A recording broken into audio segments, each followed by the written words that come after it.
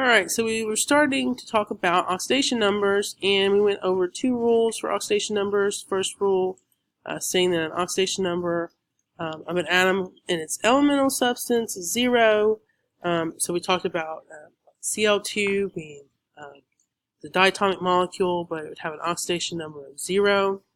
Then we talked about iron having an oxidation number of 0 because, again, it's in its elemental state.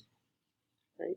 And then we talked about monatomic ions, how if it's an ion, it's charged, whatever the charge is, that's this oxidation number.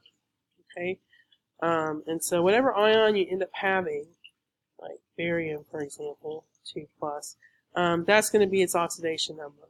All right, if it's just a single atom. So when we talk about oxidation numbers,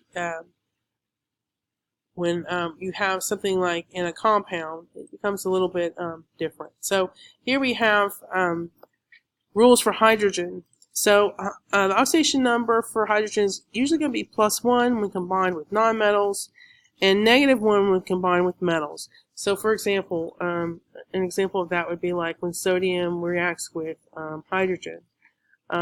Sodium would be +1 and the hydrogen would be -1. So you hardly ever never ever see that usually, so most of the time hydrogen is just going to be +1. But when you have a group 1 metal, then hydrogen is going to be -1.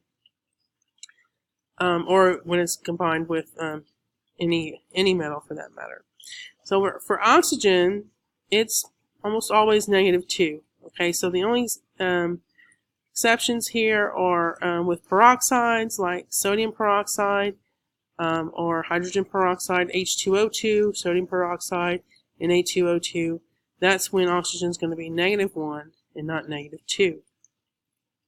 Okay, very rarely you have superoxides, which are -1/2, and then positive values when combined with fluorine, and that value varies. Again, it's very, very rare when you see oxygen combined with fluorine. Alright, halogens are -1 for fluorine. That's always the case. Okay, fluorine is always -1. -1 for other halogens, except when combined with oxygen or other halogens. Alright, so that's a case-by-case basis. But for the most part, most halogens are usually -1. Their exceptions are usually pretty rare.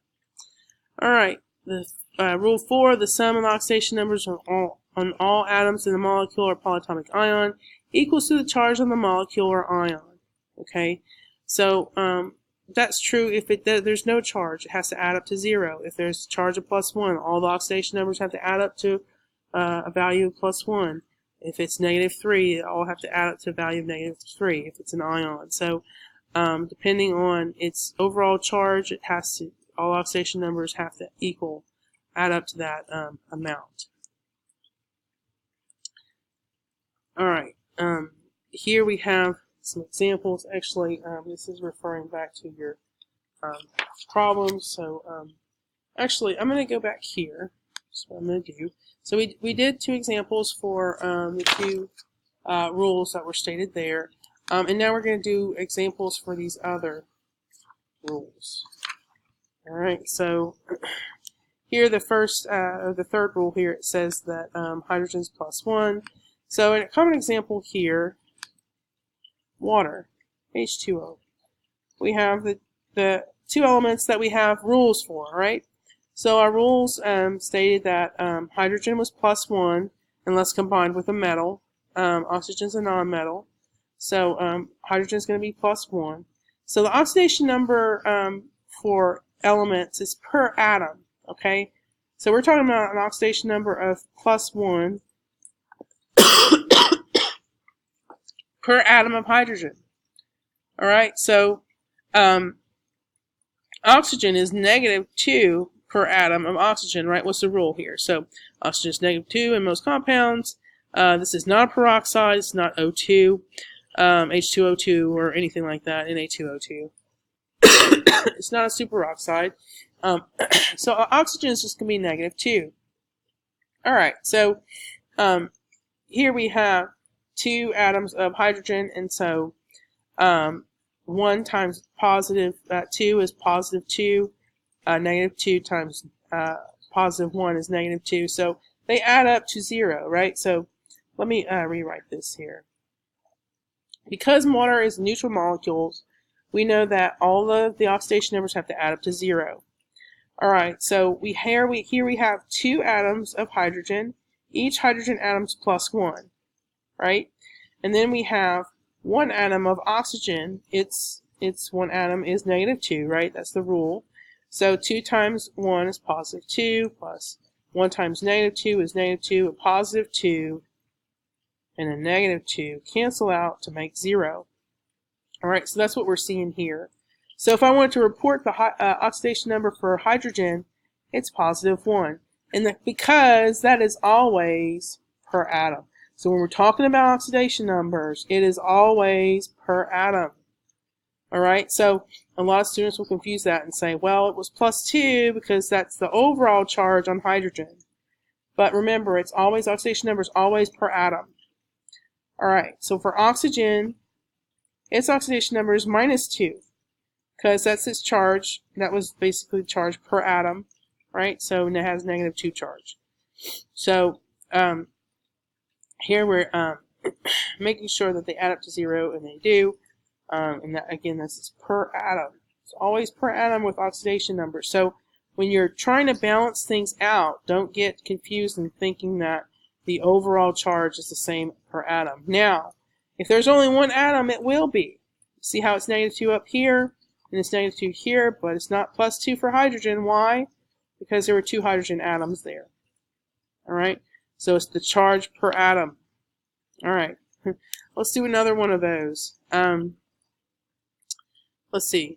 Let's do an exception. Let's do hydrogen peroxide. So hydrogen peroxide, our rule for hydrogen, well, first of all this stuff has to add up to 0, right? Because it's a neutral compound. There's no charge there on the compound. The rule for hydrogen is it's plus 1, right? And then for oxygen, well, it's plus 1 unless it's combined with a metal. Oxygen is not a metal, it's a non-metal, so we're good. So hydrogen has to be plus 1. All right, so oxygen, it is in case of peroxide. So here's the exception. It's usually negative 2, except here we have hydrogen peroxide, O2. So that means that if I put a negative 2 here, negative 2 would be negative 4, and then that would be positive 2, and that wouldn't work. Okay, this should be balanced. Everything should balance out, right? Because the subscripts are already written for us. So that means everything should be balanced and should add up to 0. And so that means that H2O2, hydrogen peroxide, oxygen can't be a negative 2. It has to be negative 1. All right, so we know hydrogen, there's 2 atoms there. Hydrogen's plus 1 because of the rule, okay? And then oxygen in this case is going to be, there's 2 atoms there, times the number of atoms, times its charge. Here it has to be negative 1 in order to balance out. All right, so here's exception with hydrogen peroxide. Same thing happens with sodium peroxide. Same idea.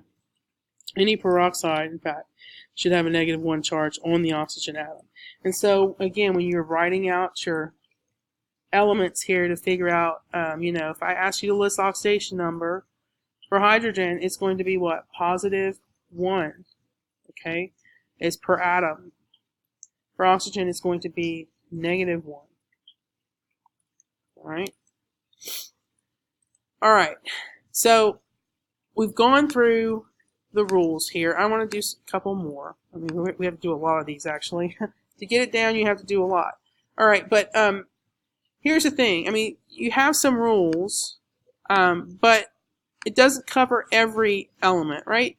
So that's what the math is for, okay? So let's do another one, ammonia. We learned ammonia is a weak base, right?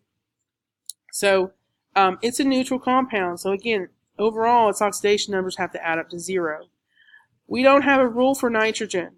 Don't know what that number is at all. But we do have a rule for hydrogen, so guess what? We can use math to figure out what nitrogen happens to be. Because we know they have to add up to what? 0, because in this case, it's a neutral compound.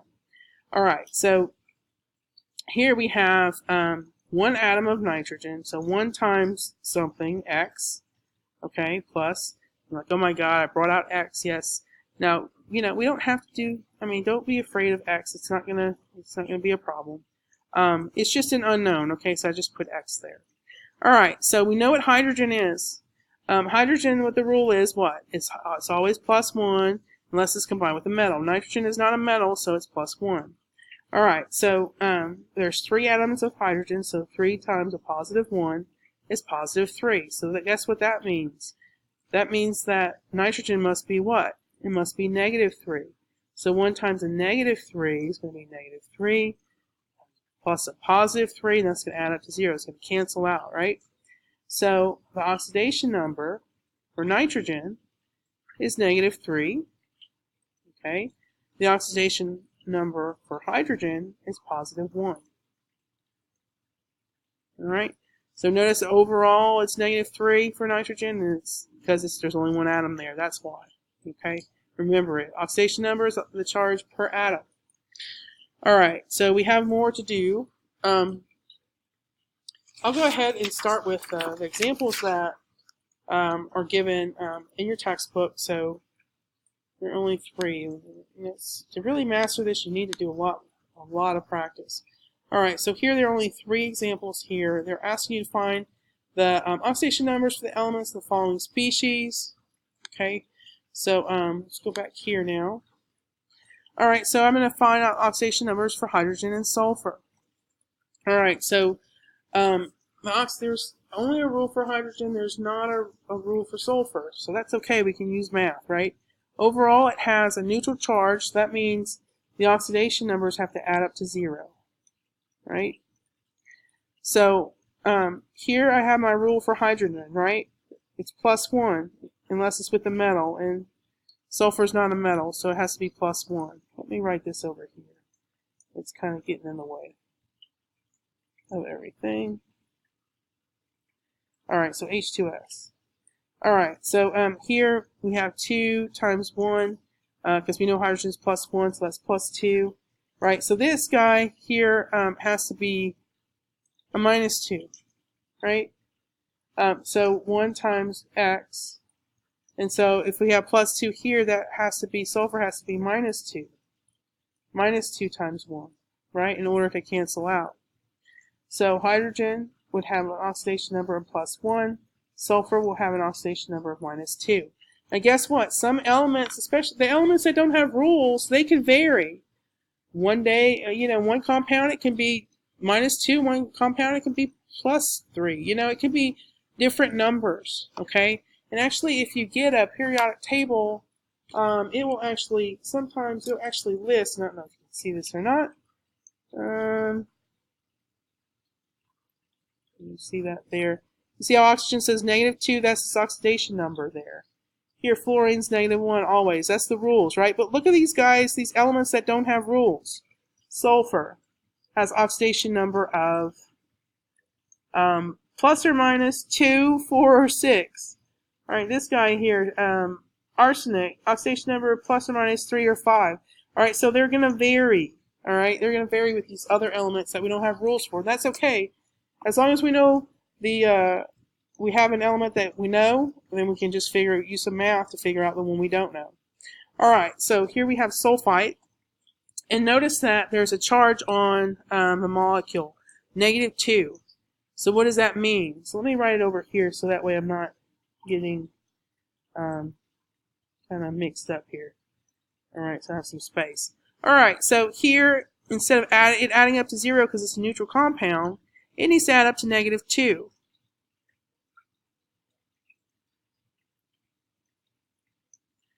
So what that means is I need to make sure that it adds up to -2. So it's equal to -2. All right.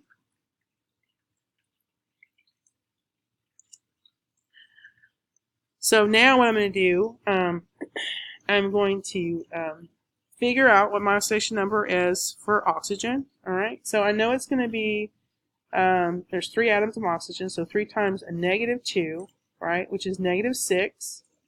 So sulfur has to be +6. All right. So there's 1 atom of sulfur. So sulfur must be +6, and oxygen is minus 6. All right? But here's a problem. If it's plus 6 minus 6, that's going to be 0, not negative 2. So sulfur can't be positive 6. It must be positive 4. All right? So if it's positive 4, then that's going to leave me a negative 2, which is what I need. So overall, the oxidation number for sulfur is going to be positive 4. And for oxygen, it's going to be negative 2. And again, that's per atom. Okay? All right, so last one here, we have sodium sulfate. So it's a neutral compound, so it should add up to 0. All the oxidation numbers should add up to 0. Sodium, here we have where sodium is group 1, so it's plus 1, right? So there's 2 atoms there, so 2 times 1 is plus 1. We don't know what sulfur is, X, 1 times X. And then we know what oxygen is going to be. It's going to be 4 times negative 2, which is negative 8. So we have negative 8 there. We have positive 2. So the difference should be positive 6, right? 2 and 6 is 8. Negative 8, they cancel out. So my oxidation number for sodium is going to be positive 1. That's per atom, right? For sulfur, it's going to be positive 6. And then for oxygen, it's going to be negative 2. So those are my oxidation numbers for sodium sulfate.